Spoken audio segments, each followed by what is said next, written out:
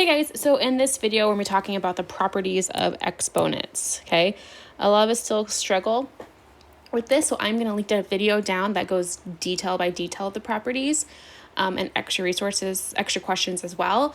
But this is just a general review because we've covered it so many times in class. So, number one, I have n squared to the fourth times 2n cubed all to the third over n cubed.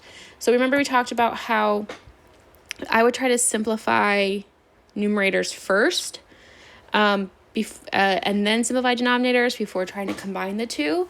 So here if we look, let me erase this. Okay, so let's look at our numerator. We have a power rule,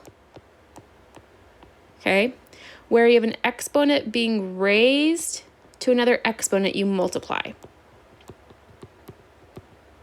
Okay, so I'm going to have n to the 8th times, and I need to bring it to that 2 as well. That's something that a lot of you guys forget. 2 cubed, that's a terrible 3. Let's try that again. 2 cubed, it's a little better. And then n to the 9th, all over n to the cube. Now, I do not bring this 3 or this 4 down to the bottom. If they had big parentheses like this, then you would. Okay, but I don't, so you're not going to do that. Okay, so what I'm going to do is I'm going to rearrange this. I'll do it in red. So I'm going to put 2 cubed and put the number in front. We always put the coefficients in front. Then I have n to the 8th over n to the 9th over m cubed. Okay, I'm not done simplifying my numerator. I have like terms. I have an n here and an n here. Okay, and because we're multiplying, I can put them together. If we were adding or subtracting, I could not. Because we're multiplying, they have like bases, I can put them together. I'm going to add, that's called the product property. Okay,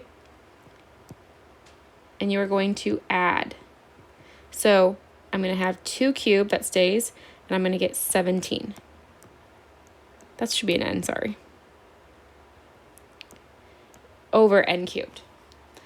So now that my numerator is simplified, you can leave that n cubed just like that, or sorry, that 3 cubed just like that. It is 8. You can totally write 8, but you can leave it as 2 to the third. I have an n in my numerator, and I have an n in my denominator. A lot of you guys stop here. You box this in as your answer, say that's my answer.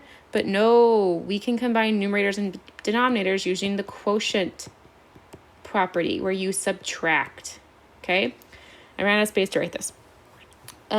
So let me rewrite quotient just to give me a little bit more space. Quotient.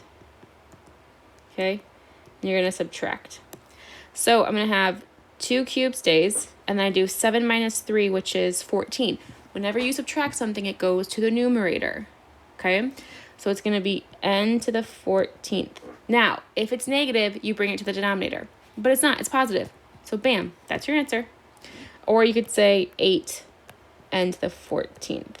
That's a 14. That could be your answer too. Okay? So we use 3 things. We use the power property, we use the product property, we use the quotient property. So let me pause.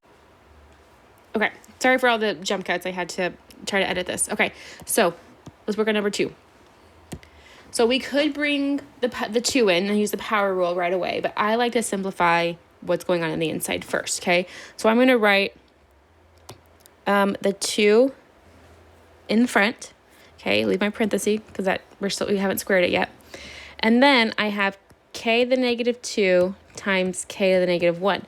I'm going to add those exponents so I get negative 3. So k to the negative 3, and that's being squared, okay?